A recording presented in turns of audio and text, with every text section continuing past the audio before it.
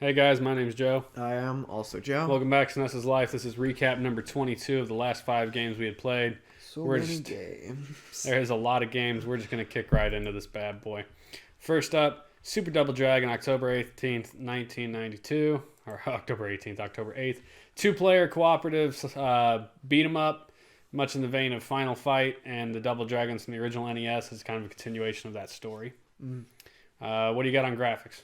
I think graphically it was really good. The animations were pretty good. It was smooth. I don't know. Graphically, it was good in my opinion. Yeah, everything looked great. The palettes were good. The sprite work was good. All the animations were really good. The game looked excellent. They did a lot of effort into your animations. You did different moves and things.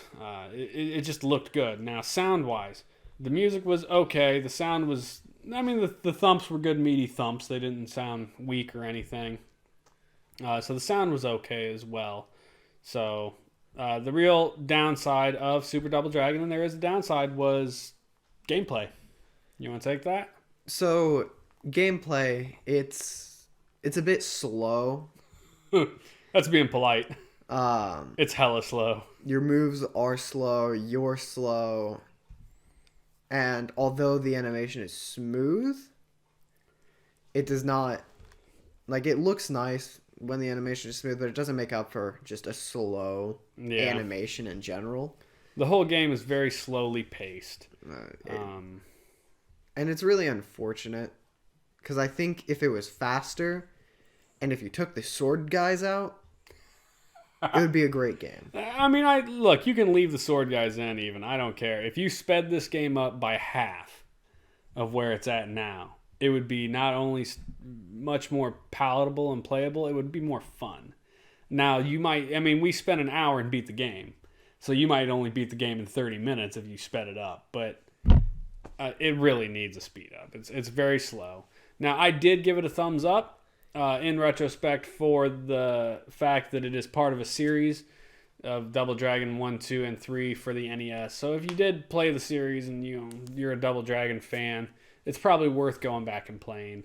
So I did thumbs up it. Joey, on the other hand, I gave it a thumbs down Thumbs because, in my opinion, there are just better games in the genre that we've played. I agree. There are better games in the genre.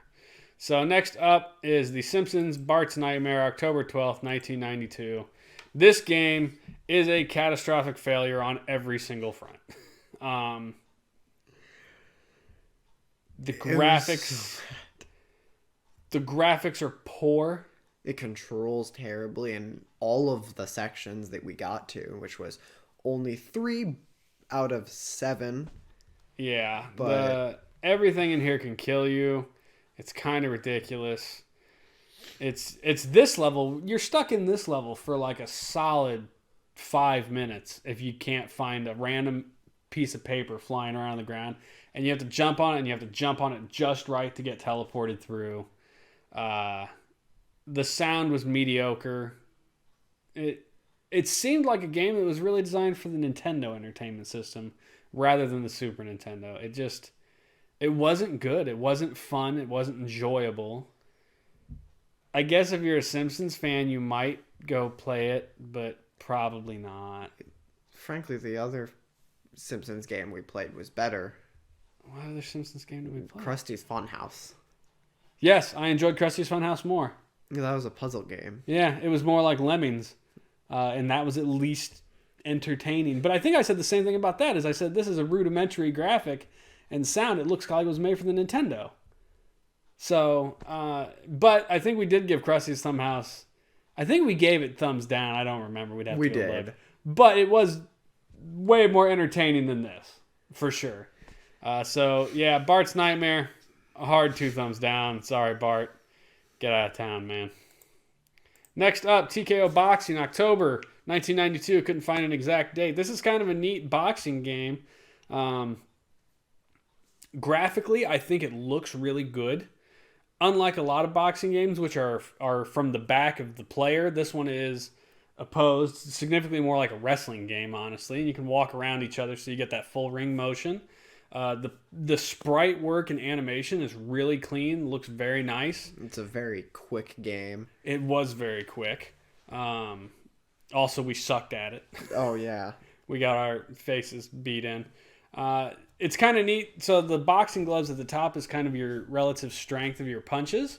So you do kind of like, if you expend a lot of punches, you get weaker. So you kind of like have to back off and take a breath. Sound? I think the sound was all right, actually. It did have music. The music was okay. The meaty thumps of the punches were good. The punches were very audible Whack, whack. as well. Yes. Yeah. Very loud. It sounded like someone getting punched. So the sound was good. Gameplay was pretty decent. Like, the movement was a little slow, but that's okay. I mean, I kind of accept you're in a boxing ring, so it's not that big a deal. I think the gameplay was difficult playing against CPU. Hells yes. Yeah, the CPU beat the crap out of us. We used a cheat that allowed us to get maximum stats, and the way it works is after the end of each fight, you choose to train a stat. Yeah. And so there was the cheat we used put us on Max stat. mediocre mode, so like the normal mode with max stats, and it places you against, I think, the third boxer at that point. I don't know, but For the first boxer you can, and then you work your way up. And we were still losing. And yeah, we lost. We beat that fight, and then we lost the next fight. Yeah. With maximum stats on the normal difficulty. So there is a kind of a level up mechanic here, which makes it kind of RPG-ish. You know, it's kind of fun to level your guy up the way you think that you want him to play. I will say, just like any other sports game, this game shines 2 players. Oh, yeah. Like, it was fun to beat each other up in the game. And that is primarily the reason I gave it a thumbs up. Like, any sports game that we've played almost, that we have enjoyed it simply because we were playing together. Like, we have enjoyed most of the soccer games we played enough that we thought they were fun together. But I would never play one of those games on my own. Like, I don't think I could manage it. Those thanks, but soccer no thanks. games, a lot of the sports games, the CPU is almost always better than you are. Yeah, for especially sure. if you aren't used to playing the game, like us. If you're just coming into it, like, yeah, with as a review standpoint, never played any of the other sports games. Yeah, and you're not practicing hardly at all. If Right. any. But TKO Boxing was solid, so thumbs up for me. I also gave Thumbs it a up thumbs for up. you. 2 thumbs up, TKO Boxing. Next up is Hook, October 13th, 1992. This is a game based off of the 1991 movie Hook, which is a continuation of Peter Pan. Not that you couldn't tell that from the thing there. You want to start us off on this one, graphically speaking? Graphically speaking, I think it was really good. I think it had a cartoony sort of feel to it. It did, which is nothing wrong with that. Right. But overall, I think it was really good. I think the sprite work was really good. They put a lot of effort into animating your moves. Yeah, they did like especially that little... with the flip you do when you jump, the flying poses. Yep, you pose differently when you fly. You also pose differently when you hold the run button and when you fly using the run button. It's a different animation. Yep. So I think graphically they put a lot of effort into it, and it really shows. It shows, yeah. The color palettes were bright and fun. The levels looked good. The enemies looked good. Your guy looked good. Everything looked really great. Now, sound-wise, I think the sound was pretty decent. The music in the game was good, and there was definitely some of it from the movie. Like, they took the themes from the movie and transferred them into this game, sort of. So you could definitely... Like, we watched the movie the same night we played the game, and you could definitely hear it in there. Otherwise, it's a lot of sword slashing and guys, grunting as they die, and that's fine. Overall, it sounded pretty decent anyway. It had an overworld map that looked great. Gameplay here, it's twofold. So it suffered from the same thing the Super Double Dragon did, actually. It was hella slow. Like, you walk so slow, and it makes it hard to dodge enemies. And when you jump, you have a very floaty, light jump. You're very slow going up, and you do this really slow, like, turn. You turn down, or you fall down slowly. Yeah, you fall down slowly. And I guess that's kind of supposed to be like Peter Pan flies. So, I mean, it makes sense, but it is not the greatest in terms of making the game feel fast-paced and fun. So, it was slow. The hitboxes and hit detection all seemed fine, except for when you were flying. Because when you're flying, you have 8 directional flight, so you can fly orthogonally or at the diagonals. But your hitbox, we thought got bigger when you were in flight mode, because there were definitely some hits that we were taking that were like we weren't anywhere near that. So the hit detection once you're in flight mode is a little iffy. Otherwise, the game was fairly quick. I mean, we did spend 2 nights on it, I think. Yeah. But the second night we beat it in what? Like half an hour? 30, maybe 30 Ish-ish. minutes. Yeah, the point is we spent like an hour and a half playing it, and that was over the course of 2 nights. You could probably beat this in an hour if you just kept going at it.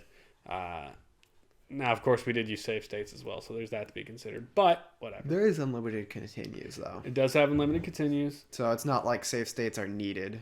Right. We did. I ended up giving this a thumbs up.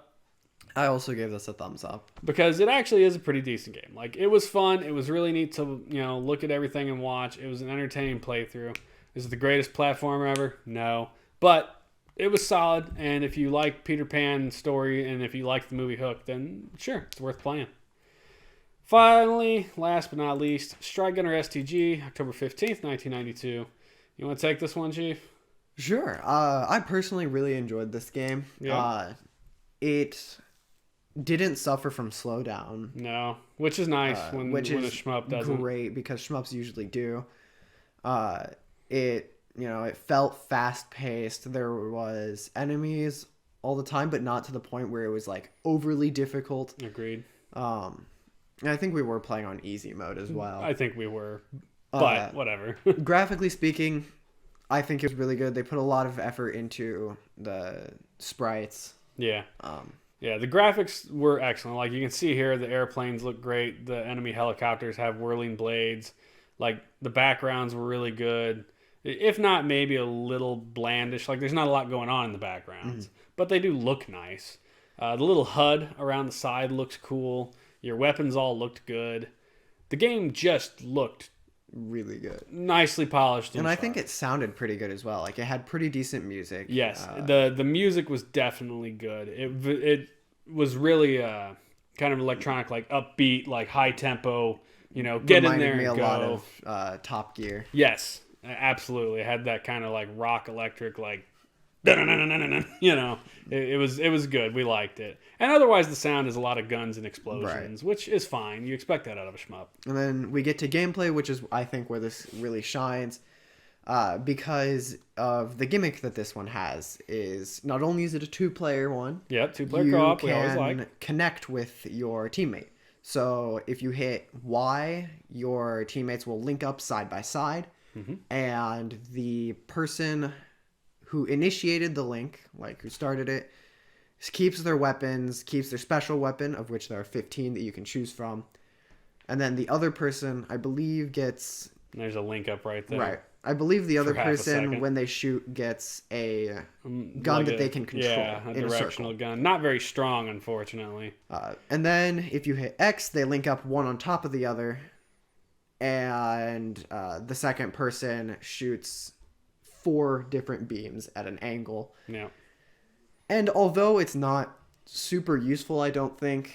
Yeah, I feel like the game was easier not linked. Right. Like, because cool you get gimmick. more firepower. But I think that was a very cool, interesting thing. And it becomes very powerful when someone has the shield power up. Yes, because whoever initiates the link up gets to keep their special. And so we found out when I had the shield, I think, and we linked up, and I was like, I could activate the shield, and we could literally just run into things and kill them. Because the shield isn't based off of a certain amount of hits; it's on a timer. Yeah. So if you're in a rough spot and you use the shield, you can just run into everyone and wipe the board, basically. Yeah, it was super good. Here you're seeing us fight one of the bosses. Yeah, it was just a fun, solid game. There were, like Joey said, 15 different weapons you could choose. And what was interesting is you can only use each weapon once. So if you used, the shield for level 1, it was not available in level 2. As a 2-player game, it would be available though, technically, because the other person would have. Because the other person could use it, so you could cheese your way into that. Because 2 players, it didn't seem to throw any more enemies at us. Like, I feel like 2-player mode was probably just as difficult as 1-player mode would be. So you could cheese it and play 2-player mode as a one person and then link the ships together immediately and just have the 2 ships. I don't know. It's a thought. There you can see the weapon select, and there's your launch ship. Did we beat this? I think we did. God, I can't remember. Well, regardless of whether we beat it or not, I think we only played it one night. So if we did beat it, it was an hour play. We did thoroughly enjoy it, though. So it was a definite thumbs up for me. I also gave this a thumbs up. Yeah, so very cool. 2 thumbs up for Strike Gunner S.T.G. So that's 1 up, 1 down for Double Dragon, both down for Simpsons, and then 2 thumbs up for TKO, Hook, and Strike Gunner S.T.G. Very exciting. Speaking of shmups, the 23rd set of 5 games we're going to play has 3 of them in it. So get ready for some shmuppy goodness and you know what comes with that. But thanks a lot, guys, for jumping in and watching the 20-second review. We are still plowing along in this, so until Joey goes to college this fall, and then we'll see how that works out. But thanks for joining us. Have a good night, everybody. See you guys.